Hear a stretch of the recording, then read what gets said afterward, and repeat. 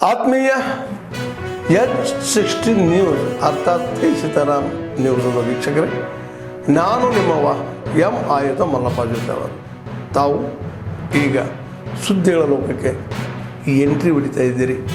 ಈ ಸುದ್ದಿಗಳನ್ನು ಪ್ರತಿಯೊಂದು ನೋಡೋ ಜೊತೆಗೆ ನಿಮ್ಮ ಅಭಿಪ್ರಾಯಗಳನ್ನು ಹಂಚ್ತಾ ಇರಿ. ಯಾಕಂದರೆ ಈ ಸುದ್ದಿಗಳು ನಿಮಗಾಗಿ, ನಿಮ್ಮ ಬದುಕಿಗಾಗಿ, ನಿಮ್ಮ ವೈಚಾರಿಕೆಗಾಗಿ, ನಿಮ್ಮ ತಿಳುವಳಿಕೆಗಾಗಿಯೂ ನಿಮಗೂ ಗೊತ್ತು, ಜೊತೆಗೆ ನಮಗೂ ನಿಮ್ಮೊಂದಿಗೆ ಇದೊಂದು ಮಾತಾಡುವಂಥ ಜೊತೆಗೆ ಸುದ್ದಿಗಳನ್ನು ಬಿಡುವಂಥ ಕೆಲಸ. ಈ ಕೆಲಸದಲ್ಲಿ ನಾವು ನಿಮ್ಮೊಂದಿಗಿದ್ದೀವಿ ಅಂತ ಹೇಳ್ತಾ ನೋಡ್ತಾ ಇರಿ ಸುದ್ದಿಗಳನ್ನು.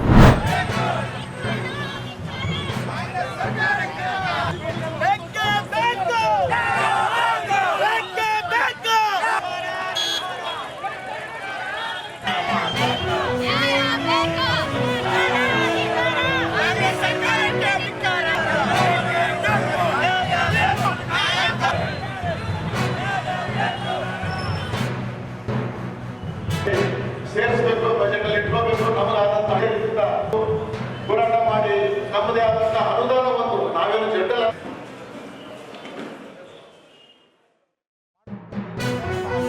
ನಿಮ್ಮ ಮೂಲಕ ಮಾಧ್ಯಮ ಮೂಲಕ ಮಾಡ್ತಾ ಇದ್ದೀನಿ. ಇವತ್ತು ಅವರು ಕ್ಷಮೆಯನ್ನು ಕೇಳಬೇಕು, ದಲಿತ ಸಮುದಾಯದ ಕ್ಷಮೆಯನ್ನು ಕೇಳಬೇಕು. ಯಾವ ಬಡವರು ಶೋಷಿತರಿಗೆ ಮೀಸಲಾಗಿಟ್ಟಿರುವಂಥ ಹಣವನ್ನು ಇವತ್ತು ರಾಜ್ಯ ಸರ್ಕಾರ ಅನ್ಯ ಗ್ಯಾರಂಟಿ ಯೋಜನೆಗಳಿಗೆ ಬಳಸುವಂಥದ್ದು ಇವತ್ತು ನಾಚಿಕೆಗೇಡಿನ ಸಂಗತಿ. ಯಾವ ಹಿಂದುಳಿದ ನಾಯಕ ಅಂತೇಳಿ ಹೇಳಿಕೊಂಡು ಇವತ್ತು ಶೋಷಿತ ಜನಾಂಗದ ಪರವಾಗಿ ನಾನು ಇದ್ದೀನಂತ ಹೇಳುವಂಥ ಮುಖ್ಯಮಂತ್ರಿ ಇವತ್ತು ನಿಮ್ಮದು ಇದೇನಾ ನ್ಯಾಯ ಅಂತ ನಾವು ಕೇಳಬೇಕಾಗ್ತದೆ.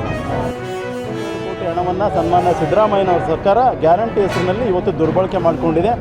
ಆ ನಿಟ್ಟಿನಲ್ಲಿ ಸಂವಿಧಾನಬದ್ಧವಾಗಿ ಇವತ್ತು ನಮಗೆ ಆರ್ಟಿಕಲ್ 24, 25 ಮತ್ತು 46 ಅಡಿಯಲ್ಲಿ ಈ ಅನುದಾನವನ್ನು ಯಾವುದೇ ರೀತಿ ಡೈವರ್ಟ್ ಮಾಡೋಂಗಿಲ್ಲ. ಇದು ದಲಿತರ ಏಳಿಗೆಗಾಗಿ, ದಲಿತರ ಶಿಕ್ಷಣಕ್ಕಾಗಿ, ದಲಿತರ ಮೂಲಭೂತ ಏನು ಸೌಲಭ್ಯಕ್ಕಾಗಿ ಇಟ್ಟಿರ್ತಕ್ಕಂಥ ಅನುದಾನವನ್ನು ಇವತ್ತು ಸಿದ್ದರಾಮಯ್ಯನವರ ಸರ್ಕಾರ ಇವತ್ತು ದುರ್ಬಳಕೆ ಮಾಡಿಕೊಂಡು ಗ್ಯಾರಂಟಿ ಸ್ಕೀಮ್ನ ಹೆಸರಿನಲ್ಲಿ ಇವತ್ತು ಲೂಟಿಯನ್ನು ಮಾಡಿ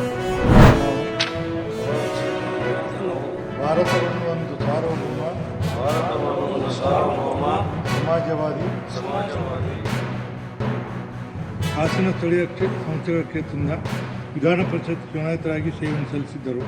ಶ್ರೀಯುತರು 78-83 ಅವಧಿಗೆ ದೊಡ್ಡಗೇಣಿಗೆರೆ ಗ್ರಾಮ ಪಂಚಾಯತ್ ಅಧ್ಯಕ್ಷರಾಗಿ, 1984ರಲ್ಲಿ ಹಾಸನ ಜಿಲ್ಲಾ ಪಂಚಾಯತ್ ಅಧ್ಯಕ್ಷರಾಗಿ, ಹಾಸನ ಜಿಲ್ಲಾ ಕೇಂದ್ರ ಸಹಕಾರಿ ಬ್ಯಾಂಕಿನ ಅಧ್ಯಕ್ಷರಾಗಿ, ಹಾಸನ ಜಿಲ್ಲೆ ಹಾಲು ಉತ್ಪಾದಕ ಸಹಕಾರಿ ಸಂಘದ ಅಧ್ಯಕ್ಷರಾಗಿ, ನವದೆಹಲಿಯ ಕಿಪ್ಕೋ ಸದಸ್ಯರಾಗಿ ಹಾಗೂ ಅಪೆಕ್ಸ್ ಬ್ಯಾಂಕ್ ನಿರ್ದೇಶಕರಾಗಿ ಮತ್ತು DCC ಬ್ಯಾಂಕ್ ಹಾಸನ ಇದರ ಅಧ್ಯಕ್ಷರಾಗಿ ಸೇವೆ ಸಲ್ಲಿಸಿದ್ದರು. ಸಹಕಾರಿ ಚಳವಳಿಯಲ್ಲಿ ಸಕ್ರಿಯವಾಗಿ ತೊಡಗಿಸಿಕೊಂಡಿದ್ದ ಶ್ರೀಯುತರು ನಮ್ಮ ರಾಜ್ಯ ಮಟ್ಟದ ಸಹಕಾರತ್ನ ಪ್ರಶಸ್ತಿಗೆ ಭಾಜನರಾಗಿದ್ದರು. ಶ್ರೀಯುತರ ನಿಧನದಿಂದ ರಾಜ್ಯ ಒಬ್ಬ ಹಿರಿಯ ರಾಜಕಾರಣಿ ಹಾಗೂ ಸಹಕಾರ ಕ್ಷೇತ್ರ ಹಿರಿಯ ಉದ್ಯಮಗಳನ್ನು ಕಳೆದುಕೊಂಡಂತಾಗಿದೆ. ಡಾಕ್ಟರ್ ಮನಮೋಹನ್ ಸಿಂಗ್ ಭಾರತದ ಮಾಜಿ ಪ್ರಧಾನಿ, ರಾಷ್ಟ್ರದ ಅರ್ಥಕ್ರಾಂತಿ ಹರಿಕಾರ, ದಶಕಗಳ ಕಾಲ ಸಾಕ್ಷರತಾ ಆಂದೋಲನ, ಸಾರಾಯಿ ನಿಷೇಧ, ರೈತ ಹೋರಾಟದಂಥ ಸಾಮಾಜಿಕ ಸಮಸ್ಯೆಗಳ ಕುರಿತು ತಮ್ಮ ತಂಡದ ಮೂಲಕ ಜನಜಾಗೃತಿ ಮೂಡಿಸಿದ್ದರು. ಕರ್ನಾಟಕದ ಬಡಿಗೇರಿಯ ಸರ್ಕಾರಿ ಸಂಸ್ಥೆಯಾದ ಗ್ರಾಮ ಪಂಚಾಯತ್ ಸದಸ್ಯರಾಗಿ ಸೇವೆ ಸಲ್ಲಿಸಿದ್ದ ಶ್ರೀಯುತರು ಸುಮಾರು 5,000 ಹಾಲಕ್ಕಿ ಪದಗಳನ್ನು ಕಂಠಪಾಠ ಮಾಡಿದ್ದ ಶುಕ್ರಾಜಿಯವರನ್ನು ಹಾಲಕ್ಕಿಯ ನೈಟಿಂಗೇಲ್ ಎಂದು ಕರೆಯಲಾಗಿದೆ. ತಮ್ಮ ಪಾರಂಪರಿಕ ಜ್ಞಾನದ ಮೂಲಕ ಜಾನಪದ ಅಧ್ಯಯನ ನಡೆಸುವವರಿಗೆ ವಿಶ್ವಕೋಶವಾಗಿದ್ದರು. ಪರಂಪರೆಯಿಂದ ಹರಿದು ಬಂದ ರಾಮಾಯಣ, ಮಹಾಭಾರತ ಕಥೆಗಳನ್ನು ಹಾಡಬಲ್ಲವರಾಗಿದ್ದ ಶ್ರೀಯುತರು ಕರ್ನಾಟಕ ವಿಶ್ವವಿದ್ಯಾಲಯದ ಸ್ನಾತಕರ ವಿದ್ಯಾರ್ಥಿಗಳಿಗೆ ತುಗಿ ಕುಣಿತ ಮತ್ತು ಗುಮ್ಮಟ ಕಲೆಗಳ ತರಬೇತಿ ನೀಡಿದ್ದರು. ಶ್ರೀಯುತರು ಕಲೆ ಮತ್ತು ಸಂಗೀತ ಕ್ಷೇತ್ರದಲ್ಲಿ ನೀಡಿದ್ದ ಅಪಾರ ಕೊಡುಗೆಯಿಂದಾಗಿ ಜಾನಪದ ಪ್ರಶಸ್ತಿ, ನಾಡೋಜ ಪ್ರಶಸ್ತಿ, ರಾಜ್ಯೋತ್ಸವ ಪ್ರಶಸ್ತಿ ಹಾಗೂ ಸಾಂಪ್ರದಾಯಿಕ ಬುಡಕಟ್ಟು ಸಂಗೀತವನ್ನು ಸಂರಕ್ಷಣಾ ಕಾರ್ಯಕ್ಕಾಗಿ ಭಾರತ ಅತ್ಯುನ್ನತ ನಾಗರಿಕ ಗೌರವವಾದ ಪದ್ಮಶ್ರೀ ಪ್ರಶಸ್ತಿ ಸೇರಿದಂತೆ ಇತರೆ ಹಲವಾರು ಪ್ರಶಸ್ತಿಗಾಗಿ ಭಾಜನರಾಗಿದ್ದಾರೆ. ಶ್ರೀಯುತರ ನಿಧನದಿಂದ ರಾಜ್ಯ ಒಬ್ಬ ಶ್ರೇಷ್ಠ ಬುಡಕಟ್ಟು ಹಾಲಕ್ಕಿ ಜನಾಂಗ ಗಾಯಕವನ್ನು ಕಳೆದುಕೊಂಡಂತಾಗಿದೆ. ರಾಷ್ಟ್ರೀಯ ನಗರಾಭಿವೃದ್ಧಿ ಮಿಷನ್ ಇದು 2005ರಲ್ಲಿ ಅವರು ಪ್ರಾರಂಭ ಮಾಡಿರ್ತಕ್ಕಂಥದ್ದು.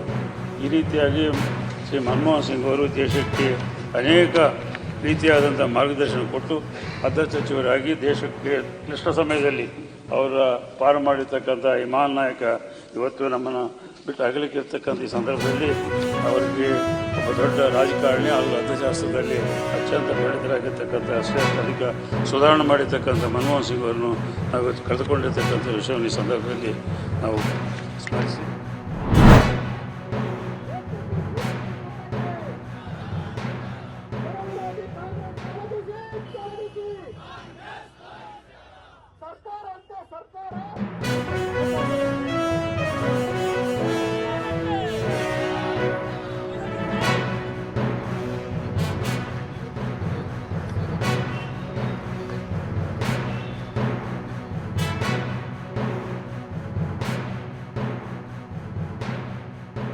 ನಮ್ಮ ಆಗ್ರಹ ಇಷ್ಟೇನೆ 7C ಕೂಡ ನೀವು ರದ್ದು ಮಾಡಿ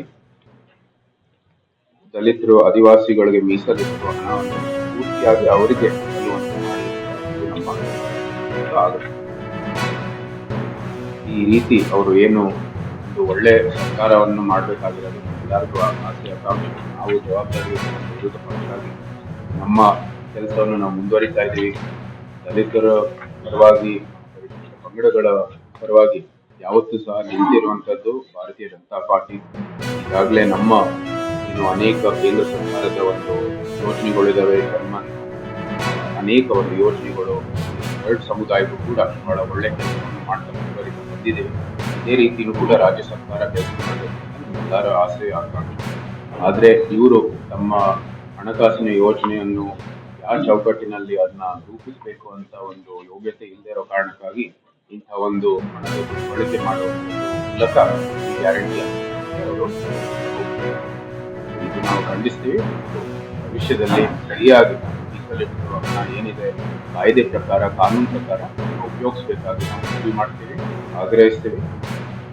ಎಲ್ಲ 28 ಲೋಕಸಭಾ ಕ್ಷೇತ್ರದಲ್ಲೂ ಕೂಡ ನಮ್ಮ ಹಿರಿಯರ ಸಮ್ಮುಖದಲ್ಲಿ ನಾವು ಈ ಕೆಲಸವನ್ನ ಮಾಡ್ತಾ ಇದೀವಿ. ವಿಧಾನಸೌಧ ಒಳಗಡೆ ಕೂಡ ಅಲ್ಲ, ಅದನ್ನು ಕೂಡ ಪಾಯಿಂಟ್ ಅಲ್ಲಿ ಇಟ್ಕೊಂಡಿದೀವಿ. ಇವ್ರು ಇಟ್ಟಂತ ದುಡ್ಡಲ್ಲಿ ಕೇವಲ 41% ಮಾತ್ರ ಪ್ರಗತಿ ಸಾಧಿಸಿರ್ತಕ್ಕಂಥದ್ದು, ಕೇವಲ 41%. ಬಿಡುಗಡೆ ಆಗಿರ್ತಕ್ಕಂಥ ಹಣನೂ ಕೂಡ ತುಂಬಾ ಕಡಿಮೆ. 100 ಕೋಟಿ ಇಟ್ಟು ಬರೀ 25 ಕೋಟಿ ಬಿಡುಗಡೆ ಮಾಡಿದ್ದಾರೆ, ಹಣನೂ ಕೂಡ ಬಿಡುಗಡೆ ಮಾಡಿಲ್ಲ. ಎಲ್ಲವನ್ನೂ ಸೇರಿ ಹೋರಾಟವನ್ನ ಮಾಡ್ತೀವಿ. ವಿರೋಧ ಪಕ್ಷವಾಗಿ ಪರಿಶಿಷ್ಟ ಜಾತಿ ಪರಿಶಿಷ್ಟ ಪಂಗಡದವರಿಗೆ ನ್ಯಾಯ ಕೊಡಿಸ್ತಕ್ಕಂಥ ಪ್ರಾಮಾಣಿಕ ಕೆಲಸ ಮಾಡ್ತೀವಿ ಎಂದು गणमान्य अतिथियों, प्राचीन मिलता है कि नदियों को सुया ऐसे ही न जाते थे जैसे सौंपेरा सांप को न जाते। हमारे वाटर रिसोर्स मैनेजमेंट के प्रभावशाली प्राचीन उदाहरण पूरे देश में पाए जाते हैं।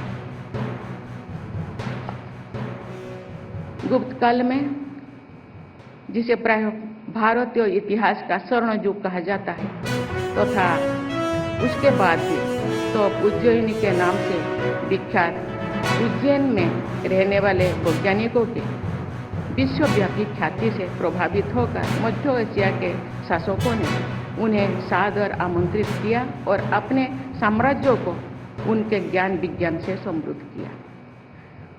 वहाँ से हमारा प्राचीन ज्ञान विज्ञान यूरोप तक पहुँचा। प्राचीन भारत में विकसित ऐसे अनेक वैज्ञानिक सिद्धांतों आज भी उपयोग में है। गंभीर शोध करके ज्ञान विज्ञान की अमूल्य परंतु विलुप्त धाराओं को फिर से खोज निकालना बहुत उपयोगी सिद्ध होगा। मैं ये अपेक्षा करती हूँ कि आप सब प्राचीन भारतीय विज्ञान के ऐसे अनदेखे उदाहरण का पता लगाएंगे। भारतीय ज्ञान विज्ञान की शाखा प्रशाखाएं देश के हर क्षेत्र में फली फूली। ऐसे ऑर्गेनिकली ग्रोन नॉलेजेस सिस्टम्स को आज के संदर्भ में उपयोग में लाने के तरीके खोजना हायर एजुकेशन इकोसिस्टम की जिम्मेदारी है। माननीय शिक्षाविदों, शिक्षण संस्थानों में राष्ट्र के भविष्य का निर्माण होता है। हमारे नीति निर्माता, आचार्य, संस्थान के प्रमुखों और वरिष्ठ विद्यार्थियों के आचरण से युवा विद्यार्थी सीखते हैं। ಆತ್ಮೀಯರೇ, ಎಲ್ಲ ಸುದ್ದಿಗಳನ್ನು ನೋಡಿದ್ರಲ್ಲ, ಏನು ಅನಿಸ್ತು ನಿಮಗೆ? ಇದರಲ್ಲೇ ನಿಮ್ಗೆ ಲೈಕ್ ಆಗಿರ್ಬೋದು, ಡಿಸ್ಲೈಕು ಆಗಿರ್ಬೋದು, ಕಾಮೆಂಟ್ ಬೇಡಪ್ಪ ಅಂತೂ ಅನಿಸಿರ್ಬೋದು, ಕಾಮೆಂಟ್ ಮಾಡಬೇಕಪ್ಪ ಅನಿಸ್ಬೋದು, ಶೇರ್ ಮಾಡಬಾರ್ದಪ್ಪ ಅನಿಸಿರ್ಬೋದು, ಮಾಡಬೇಕು ಅನಿಸಿರ್ಬೋದು. ಏನಾದರೂ ಆಗಲಿ ಶೇರ್ ಮಾಡ್ತಾಯಿರಿ, ಈ ನ್ಯೂಸ್ಗಳನ್ನ ಹಂಚ್ತಾ ಇರಿ, ಜೊತೆಗೆ ಇದಕ್ಕೆ ಸಬ್ಸ್ಕ್ರೈಬ್ ಆಗ್ತಾಯಿರಿ ಅಂತ ಹೇಳ್ತಾ H16 ನ್ಯೂಸ್ ಅರ್ಥಾತ್ ಹೇ ಸೀತಾರಾಮ್, ಇದು ಸತ್ಯದ ಕೈಗೆ ನಡಿ. ವಂದನೆಗಳು.